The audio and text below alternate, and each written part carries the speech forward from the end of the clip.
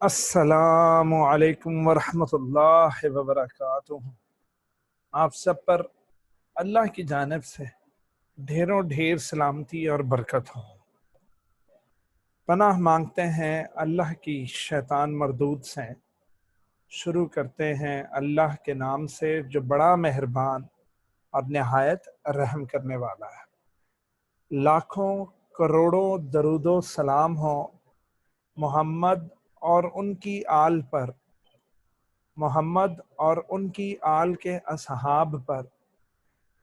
इसी नेक दुआ के साथ बेटा आगाज कर रहे हैं हम आज का लेक्चर, जो कि है support and movement class second year lecture number 10। ज़रा मैं लेक्चर कंफर्म कर लूं कि लेक्चर नंबर 11 ना हो। देखा ना, लेक्चर नंबर 11 था। Okay, let me change it. So today is lecture number 11 और उस लेक्चर में आज हमने पढ़ना है स्लाइडिंग फिलामेंट मॉडल। तो बेटा what is the topic today? Sliding filament model. अच्छा, यहाँ मैं अपने बच्चों को एक फुटेज दिखाना चाहूँगा। फुटेज से मुराद एक छोटा सा क्लिप। तो उस क्लिप को देखने के बाद हमें ये सारी हमारी रीडिंग रह जाएगी। लो मेरे बच्चों, ये है मसल बंडल। क्या है मेरा बच्चा? मसल, सॉरी ये है skeletal muscle, sorry skeletal muscle. और मसल के अंदर ये छोटे छोटे, जो मेरा एरो अगर आप देख सकें तो ये छोटे छोटे सारे मसल्स के बंडल्स हैं। अच्छा, अब एक बंडल को जब मैंने बाहर निकाला तो उस बंडल के अंदर ये है मसल फाइबर। अच्छा पुत्र जी, मसल फाइबर को आपने मसल सेल कहना है। मसल फाइबर को क्या कहना है मेरा बच्चा? Muscle cell. तो मसल के सेल को मसल फाइबर भी कहते हैं। चलो जी दोबारा, स्केलेटल मसल, मसल के अंदर बंडल्स, एरो को देखते रहें, और एक बंडल के अंदर मसल फाइबर्स, और मसल फाइबर के अंदर ये जो आप देख रहे हैं दीज आर मेयोफिब्रिल्स। ठीक है, ये हमारे पिछले लेक्चर में था, मेयोफिब्रिल्स। अच्छा, मसल फाइबर की इस सेल मेम्ब्रेन को क्या बोलेंगे? सार्कोलेमा। और सार्कोलेमा के बिल्कुल नीचे ढेर सारे न्यूक्लियस हैं। ढेर सारे क्या है मेरा बच्चा? न्यूक्लियस हैं। लो जी, तो ये मसल फाइबर सेल है। अच्छा, इसके ऊपर आती है बेटा ये न्यूरॉन्स एंड हो रही हैं। ठीक है, ये नर्व फाइबर है, ये न्यूरॉन का फाइबर आकर तो एंड हुआ। तो न्यूरॉन से दिमाग जो है वो क्या भेजता है? Nerve impulse. वो नर्व इम्पल्स आकर टच हो रही है सार्कोलेमा से। सार्कोलेमा से नर्व इम्पल्स अंदर उतरेगी, और जितने मेयोफिब्रिल्स हैं जिनके अंदर, याद होगा अब आपको कि ये थी जी लाइन, ये जहां मेरा एरो बेटा, जी लाइन, और ये दूसरी जी लाइन। दो जी लाइंस के दरमियान क्या था? सार्कोमियर। तो ये था लाइट बैंड, थिन फिलामेंट्स, और ये दरमियान वाला था डार्क बैंड। अच्छा, डार्क बैंड में thick thin thick thin thick thin था, और दरमियान में सिर्फ थिक फिलामेंट्स थी। और दरमियान वाले हिस्से को हम क्या बोलते हैं? हेलिजोन। और हेलिजोन के दरमियानी लाइन को क्या बोलते थे? वो एम लाइन। याद आया बेटा? M line. अच्छा, तो ये फिर सार्कोमियर ना कॉन्ट्रैक्ट करेंगे। जब यहां से नर्व इम्पल्स आएगी तो सारे सार्कोमियर्स कॉन्ट्रैक्ट करेंगे। ठीक है, चलें जी आगे चलते हैं। वो नर्व इम्पल्स आई तो इसको न्यूरो मस्कुलर जंक्शन कहते हैं, और ये साइनेप्टिक बल्ब था। ये न्यूक्लियस से जनाब चले आइए, अब मेयोफिब्रिल्स देखते हैं। ये है एक मेयोफिब्रिल, ये पुत्र सार्कोमियर है, टू जी लाइंस के दरमियान, ठीक है, ये जी लाइन, ये जी लाइन, टू जी लाइंस के दरमियान सार्कोमियर है। अच्छा, सार्कोमियर में ये थिक फिलामेंट्स होती हैं और ये वाली थिन फिलामेंट्स होती हैं। तो ये देखो सार्कोमियर कॉन्ट्रैक्ट रिलैक्स हो रहा है, ठीक है। लो बच्चों, ये है थिक फिलामेंट, और थिक फिलामेंट मायोसिन फिलामेंट होती है, और मायोसिन फिलामेंट का मिडल एम लाइन थी। अच्छा, थिन फिलामेंट एक्टिन होती है, और एक्टिन फिलामेंट जी लाइंस के साथ जुड़ी हुई है, ठीक है। आप इसको बार बार रिवर्स करके देख सकते हैं। लो जी, ये देखो, जब कॉन्ट्रैक्शन होती है तो कॉन्ट्रैक्शन में क्या होता है कि ये जो थिन फिलामेंट्स हैं ये आकर एम लाइन पर मिलती हैं, ठीक है। ये जो थिन फिलामेंट्स हैं ये कॉन्ट्रैक्ट होकर दरमियान वाली एम लाइन पर आकर मिलती हैं। इन्हें थिक फिलामेंट्स पकड़ती हैं, पकड़कर एम लाइन की तरफ धकेलती हैं। इधर वाली थिक फिलामेंट इस तरफ धकेलेगी, ओके। लो बच्चों, ये बहुत मजे की बात है कि मैंने आपको कहा था कि जो थिन फिलामेंट थी, है पुत्र, मैंने आपको बताया था कि थिन फिलामेंट में एक्टिन प्रोटीन्स की, क्या मेरा बच्चा, एक्टिन प्रोटीन्स की जो दो लड़ियां हैं, जो पॉलीपेप्टाइड चेन्स है, मैंने आपको बताया था कि वो दो आपस में बल खाए हुए एक लड़की की चुटिया बनाती है। वो ऐसी चुटिया जिसके अंदर उसने सिर्फ दो बालों की लड़ियां ली हुई हो, तो दिस इज एक्टिन प्रोटीन। और मैंने आपको पिछले लेक्चर में ये भी बताया था कि एक्टिन प्रोटीन के ऊपर अटैचमेंट साइट्स होंगी, बाइंडिंग साइट्स होंगी, और वो बाइंडिंग साइट्स हम यहाँ पर येलो कलर में देख सकते हैं। किस में देख सकते हैं मेरा बच्चा? येलो कलर में, ठीक है। अच्छा, जो थिक फिलामेंट्स हैं उनके जो एंड्स हैं उनके ऊपर ग्लोबुलर हेड्स बने हुए बेटा। क्या बने हुए? Globular heads. ये हेड्स मेरा पुत्र ऊपर को उठते हैं और एक्टिन की बाइंडिंग साइट्स के साथ चिपक कर इन्हें आगे की तरफ धकेलते हैं, इन्हें एम लाइन की तरफ धकेलते हैं। तो ये देखो, हेड्स उठेंगे और हेड्स उठकर बाइंड होंगे, और बाइंड होकर तो उसको आगे की तरफ धकेलेंगे। तो ये देखो, ये माइसिन है, ये एक्टिन है, और ये पुत्र इन ग्लोबुलर हेड्स को क्रॉस ब्रिजेस कहते हैं। तो क्रॉस ब्रिजेस उठते हैं, बाइंडिंग साइट्स को पकड़ते हैं और आगे की तरफ धकेल देते हैं, आगे की तरफ धकेल देते हैं, ठीक है। और इस तरह सार्कोमियर फिर कॉन्ट्रैक्ट करता है। अच्छा, अब आपको पता है ये क्रॉस ब्रिज खुद ब खुद उठकर उनके साथ नहीं चिपकते बेटा। क्रॉस ब्रिज कहते हैं कि एटीपी लाओ। अच्छा, अब एटीपी आएगी, एटीपी टूटेगी, क्रॉस ब्रिज ऊपर को उठेगी, बाइंडिंग साइड से चिपकेगी, उसको आगे की तरफ धकेलेगी, और एटीपी का रोल खत्म। अब धकेलने के बाद पुत्र ये छोड़ेगी नहीं इसको, क्रॉस ब्रिज उसको छोड़ेगा नहीं जब तक नया एटीपी नहीं आ जाता। तो नया एटीपी आएगा, वो टूटेगा, क्रॉस ब्रिज छोड़ेगा, फिर पीछे जाएगा, नए बाइंडिंग साइट्स को पकड़कर आगे धकेलेगा। तो एटीपी का काम क्या है? पुरानी बाइंडिंग साइट से क्रॉस ब्रिज को छुड़वाना, नई बाइंडिंग साइट के साथ जुड़वाना, और आगे धकेलना, और आगे धकेलना। ये देखो जी, अब एटीपी आया, एटीपी टूटा, क्रॉस ब्रिज उठा, ये उठा, बाइंडिंग साइट से जुड़ा और आगे आगे धकेला। अब ये छोड़ नहीं रहा। मैं क्या छोड़ छोड़ कहता, नहीं छोड़ना जब तक न्यू एटीपी नहीं आएगी। लो जी, अब न्यू एटीपी आई, ये न्यू एटीपी आई, और फिर इसने मेरा कहना माना, इसने छोड़ा, चिपका, आगे धकेला, फिर न्यू एटीपी आई, फिर छोड़ा, फिर नए नए को पकड़ा, आगे धकेला, फिर न्यू एटीपी आई, और इस तरीके से इसको छोड़ता है। अच्छा मेरा बच्चा, अब मैंने आपको ये भी बताया था कि जो थिन फिलामेंट होती है वो अकेली नहीं है।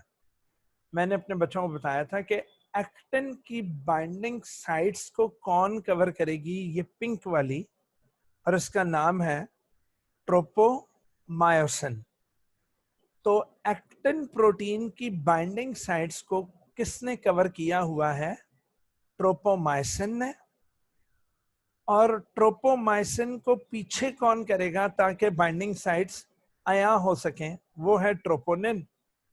तो जिस तरह मैंने आपको बताया था कि एक स्टिकर की बैक साइड के ऊपर एक कागज चढ़ा हुआ होता है, वो कागज उसको बाइंड होने नहीं देता, तो इसी तरह ट्रोपोमायोसिन ने बाइंडिंग साइट्स को कवर किया हुआ बेटा। तो बाइंडिंग साइट्स को ये ट्रोपोमायोसिन आया नहीं होने देगी। अब क्रॉस ब्रिजेस ऊपर जाकर किससे चिपके? क्योंकि बाइंडिंग साइट्स तो कवर्ड है, बाइंडिंग साइट्स तो कवर्ड है, तो जी बाइंडिंग साइट्स को ट्रोपोमायोसिन ने कवर किया हुआ है। तो ट्रोपोमायोसिन को हटाएगा ये ब्लू कलर का ट्रोपोनिन। लेकिन ट्रोपोनिन कब हटाएगा? जब ट्रोपोनिन के ऊपर कैल्शियम आयन्स आकर बैठेंगे। तो कैल्शियम का ये वाला जो आयन है, अगर आप मेरे एरो को देखें माउस के, तो ये कैल्शियम का आयन आकर ट्रोपोनिन पर बैठता है। फिर ट्रोपोनिन ट्रोपोमायोसिन को हटा देता है, बाइंडिंग साइट्स आया हो जाती हैं, और क्रॉस ब्रिजेस एटीपी की मदद से उठकर बाइंडिंग साइट्स को पकड़कर आगे धकेल देती हैं। लो जी, ये देखो जी, कैल्शियम का आयन आने लगा। ये कैल्शियम का आयन, और ये एक्टिन है, और ये ट्रोपोनिन है, और ये ट्रोपोमायोसिन है जिसने बाइंडिंग साइट्स को कवर किया हुआ है। लें जी, ये कैल्शियम के आयन्स आ गए, और ये कैल्शियम के आयन्स आकर बैठे ट्रोपोनिन पर। ट्रोपोनिन ने ट्रोपोमायोसिन को हटा दिया, बाइंडिंग साइट्स आया हो गई, और यहां से क्रॉस ब्रिजेस उठे, उन्होंने बाइंडिंग साइट्स के साथ पकड़ा और उन्हें आगे धकेला। ला जी, इस तरह न्यूरोट्रांसमीटर जंक्शन, अच्छा ये सार्कोप्लाज्मिक रेटिकुलम था, याद है ना आपको? और मेरा बच्चा ये थोड़ा सा अगर मैं पीछे जाऊं,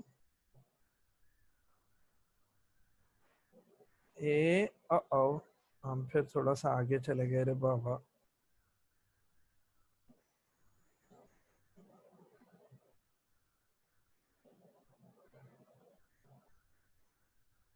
यहाँ पर पुत्र जी याद रखें कि सार्कोप्लाज्मिक रेटिकुलम्स के दरमियान ये जो हल्के नीली जो ट्यूब मैं आपको दिखा रहा हूँ, ये वाली, ठीक है, एक तो डार्क ब्लू है ना, एक लाइट ग्लोइंग ब्लू है पुत्र। ये वाली ट्यूब को बोलते हैं टी ट्यूब्यूल। अच्छा, टी ट्यूब्यूल लेफ्ट और राइट सार्कोप्लाज्मिक रेटिकुलम दोनों से कनेक्टेड होता है। दोनों से क्या होती है मेरे बच्चा? कनेक्टेड होता है। याद रखिएगा, इसका नाम है टी ट्यूब्यूल, और टी ट्यूब्यूल, ये सार्कोलेमा में छेद होते हैं, वो टी ट्यूब्यूल अंदर तक गई हुई है, ठीक है। तो टी ट्यूब्यूल जो है वो कनेक्टेड है सार्कोप्लाज्मिक रेटिकुलम से। सार्कोप्लाज्मिक रेटिकुलम के अंदर कैल्शियम के आयन्स हैं। अब जैसे ही यहां से क्या आएगी बेटा, वो नर्व इम्पल्स और न्यूरोट्रांसमीटर जंक्शंस जो हैं, जब ये अपना न्यूरोट्रांसमीटर छोड़ेंगे, तो मेरा बच्चा टी ट्यूब्यूल से मामलात अंदर जाएंगे, यानी कि नर्व इम्पल्स अंदर जाएगी, और टी ट्यूब्यूल से नर्व इम्पल्स किस में जाएगी? सार्कोप्लाज्मिक रेटिकुलम में। यानी ये केमिकल्स ही होते हैं। और सार्कोप्लाज्मिक रेटिकुलम पुत्र किसको छोड़ देगी? ये देखो, ये अंदर कैल्शियम के आयन्स हैं। कैल्शियम के आयन्स मेरा बच्चा छूट जाएंगे, और कैल्शियम के आयन्स अंदर जाकर इन ट्रोपोनिन पर बैठेंगे। ट्रोपोनिन किसको हटा देंगी? ट्रोपोमायोसिन को। बाइंडिंग साइट्स आया हो जाएंगी, एटीपी आएगी। एटीपी जब टूटेगी तो क्रॉस ब्रिज उठेगा, बाइंडिंग साइट को पकड़कर आगे की तरफ धकेल देगा, और इस तरह मसल की कॉन्ट्रैक्शन होगी। लो अभी जरा गौर से देखें कि वो नर्व इम्पल्स आ रही है। लें जी, ये नर्व इम्पल्स आई, न्यूरोट्रांसमीटर्स केमिकल्स ने टच हुए, और वहां से मामलात किधर गए? टी ट्यूब्यूल में। ये देखो, ये टी ट्यूब्यूल ग्लो हुई, टी ट्यूब्यूल से सार्कोप्लाज्मिक रेटिकुलम में गई, और उसने क्या छोड़ दिए, यहाँ देखिए ये कैल्शियम गेट्स छूट गए, कैल्शियम ने जाकर ट्रोपोनिन को हटाया, ट्रोपोमाइसिन हटी, बाइंडिंग साइट्स आया हुई, और इस तरह पूरी की पूरा सार्कोमियर कॉन्ट्रैक्ट हुआ। और जब पूरा सार्कोमियर कॉन्ट्रैक्ट होगा तो मसल पूरे का पूरा कॉन्ट्रैक्ट हो जाएगा, मसल पूरे का पूरा कॉन्ट्रैक्ट हो जाएगा। इजी मेरा बच्चा। तो अब हम जरा दोबारा इसको देख लेते हैं। ये लो जी, अब मैं खामोश हूं, आप 1 मिनट देखें, चले मैं साथ साथ बोलता जाता हूं। I am sorry. Myosin, M line, actin proteins, Z lines.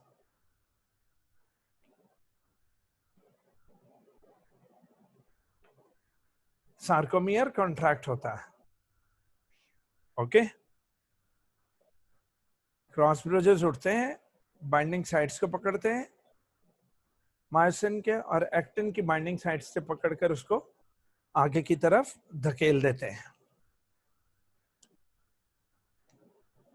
ये क्रॉस ब्रिजेस हैं, ग्लोबुलर हेड्स हैं।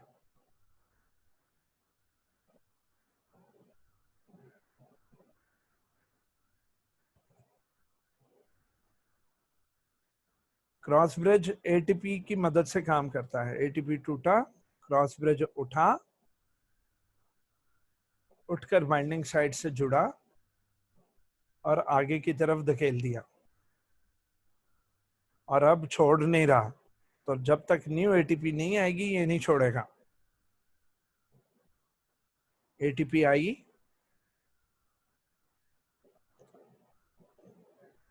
और उसके बाद उसने छोड़ा उसको, और फिर उसको पकड़ा, आगे की तरफ धकेला।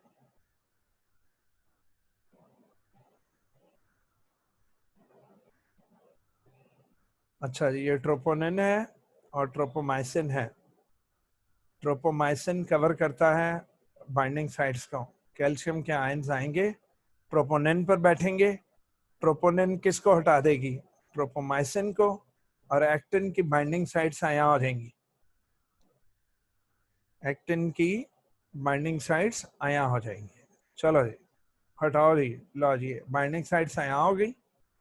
अब एटीपी आया और उसने पकड़कर उस क्रॉस ब्रिज को उठाया, क्रॉस ब्रिज ने उठाकर बाइंडिंग साइट को चिपक कर आगे की जानिब कर दी। ये लो जी, ये देखो, ये न्यूरोट्रांसमीटर छूटेंगे, पहले नर्व इम्पल्स आएगी। ये टी ट्यूब्यूल थी मेरा बच्चा।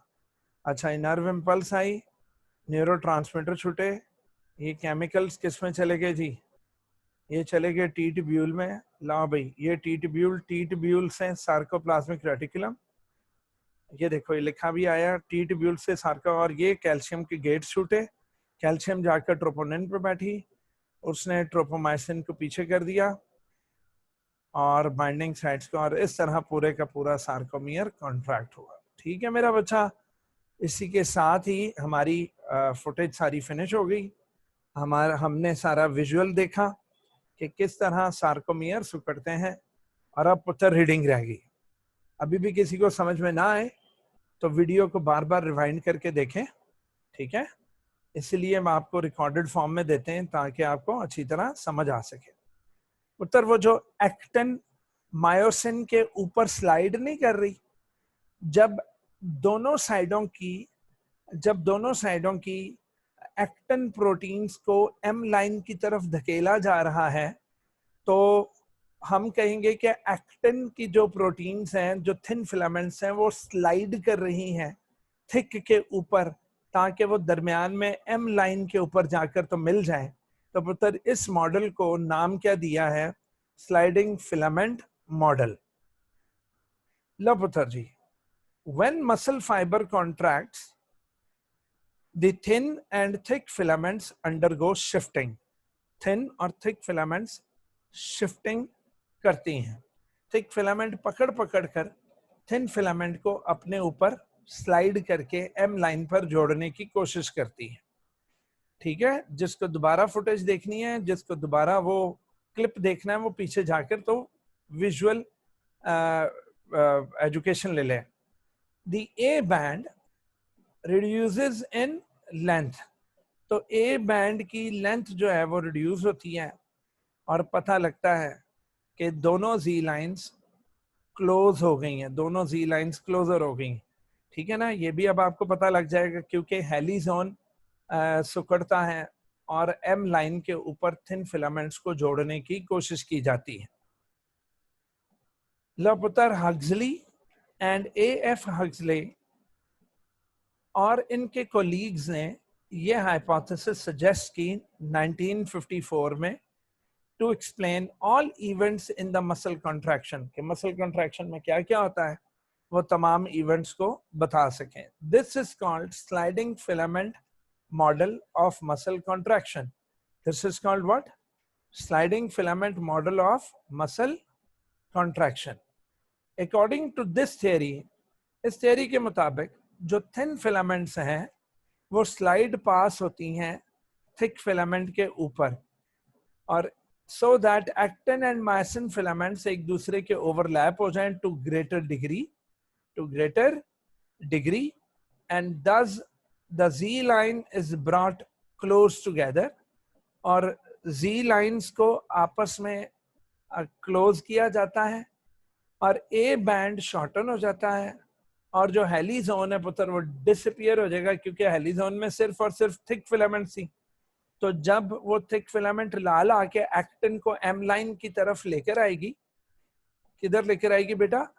एम लाइन की जानिब जब लेकर आएगी तो उसमें क्या होगा कि वो हेलिजोन फिनिश ही हो जाएगा। हेलिजोन क्या हो जाएगा मेरा बेटा? डिसअपियर हो जाएगा।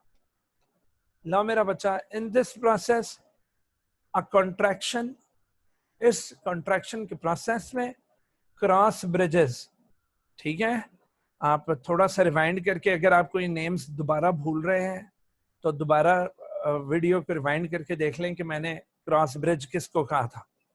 The cross bridges of thick filament become attached to the binding sites of the actin filament. तो thick filament के cross bridges उठते हैं और actin filament की binding site से चिपक कर उन्हें आगे की जानिब धकेलते हैं, The cross bridges then contract to pull the actin filament towards the center of the sarcomere, और वो सेंटर ऑफ द सार्कोमियर क्या था बेटा? वो थी एम लाइन। वो हेलिजोन का मिड बनता है, एम लाइन की जानिब उसको धकेलते हैं। लो जी, how the bridges are controlled, how the cross bridges are controlled, बच्चों वाली चीज है कि पता है ना हमें कि बाइंडिंग साइट्स किससे कवर्ड होती हैं? ट्रोपोमाइसिन से। और ट्रोपोमाइसिन को कौन पीछे करता है? ट्रोपोनिन। और ट्रोपोनिन को कौन कहेगा कि उसको पीछे करो? ट्रोपोनिन कंट्रोल होता है कैल्शियम आयन से। इसलिए नो कैल्शियम आयन, तो अगर कैल्शियम आयन ना हुआ तो ट्रोपोमाइसिन पीछे नहीं हटेगा, और ट्रोपोमाइसिन पीछे नहीं हटेगा क्योंकि कैल्शियम आयन ट्रोपोनिन पर बैठता है, ट्रोपोनिन ट्रोपोमाइसिन को पीछे करती है, और फिर इस तरह बाइंडिंग साइट जो है वो वाज़े होती है, आया होती है। When the muscle is at rest, जब मसल रेस्ट पर होता है, the tropomyosin is disposed, यानी ट्रोपोमाइसिन इस तरीके से एक्टिन के ऊपर होती है in such a way that tropomyosin covers the binding sites on the actin chain where the head of myosin becomes attached। तो जहां मायोसिन के वो ग्लोबुलर हेड्स यानी कि क्रॉस ब्रिजेस ने जहां अटैच होना है, उस अटैचमेंट साइट को, उस बाइंडिंग साइट को ट्रोपोमाइसिन ने कवर किया हुआ है। When the muscle is required to contract, जब मसल ने कॉन्ट्रैक्ट होना होता है तो मेरा बच्चा कैल्शियम के आयंस आते हैं, वो बाइंड होते हैं ट्रोपोनिन मॉलिक्यूल से, और ट्रोपोनिन मॉलिक्यूल बड़े आराम से ट्रोपोमाइसिन को मूव कर देता है, ट्रोपोमाइसिन को मूव कर देता है।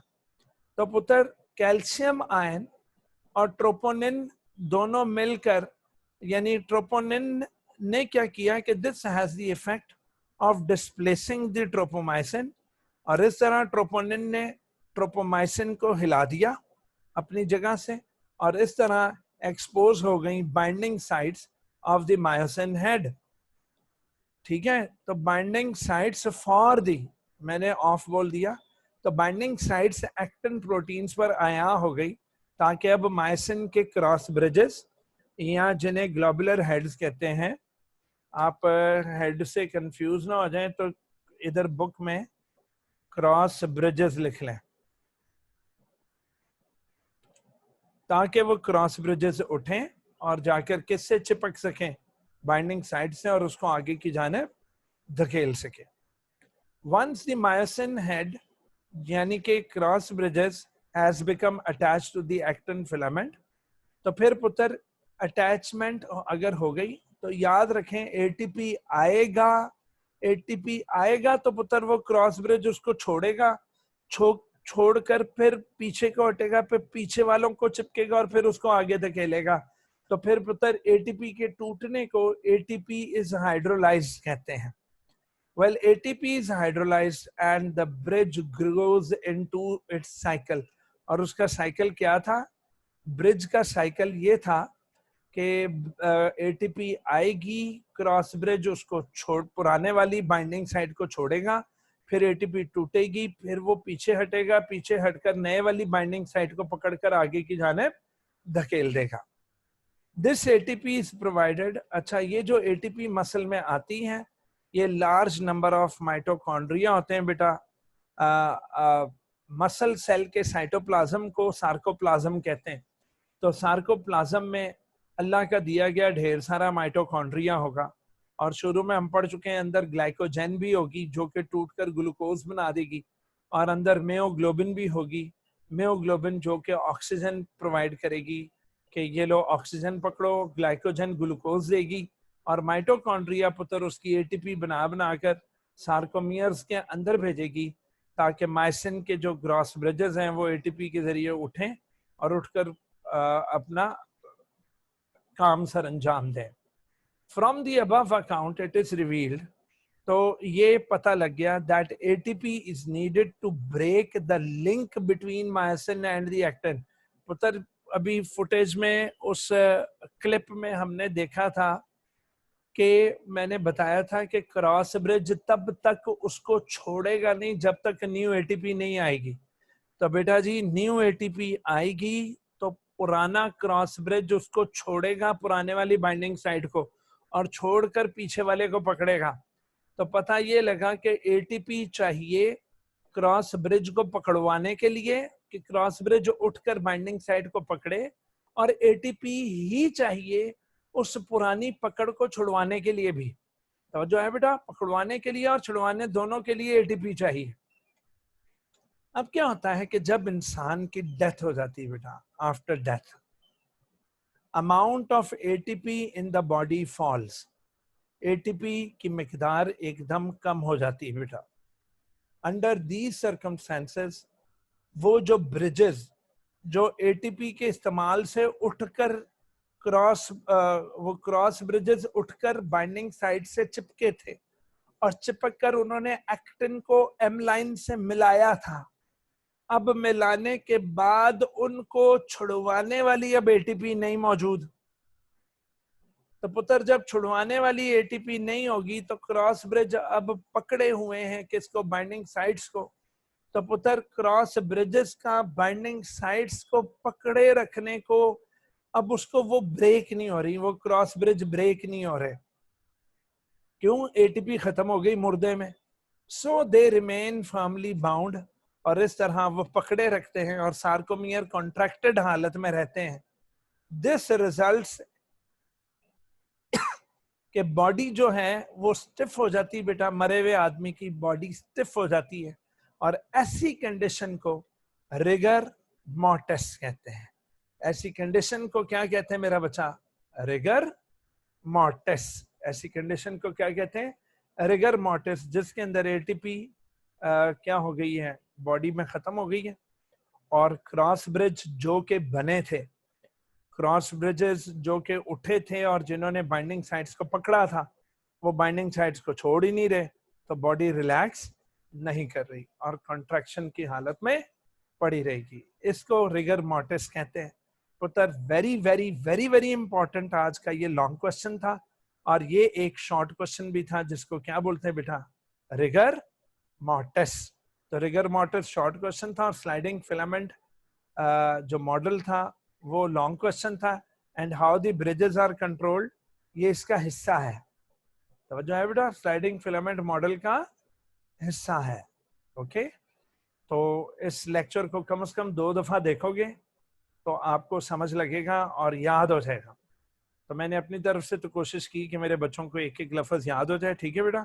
इसके अलावा अगर आप लोगों ने कुछ पूछना हो तो ये व्हाट्सएप के नंबर आपके सामने मेरे लिखे हुए, आप जब मर्जी इन पर व्हाट्सएप कर सकते हैं और व्हाट्सएप करके आप मुझसे क्वेश्चन आंसर्स पूछ सकते हैं, ठीक है बेटा। इसी के साथ ही अपने सर अफजल को इजाजत दीजिए इस लेक्चर नंबर 11 से। अल्लाह की ताकत आप सबके साथ हो, अल्लाह की ताकत हम सब के साथ हो, और अल्लाह ने गेबान, खुदा हाफिज।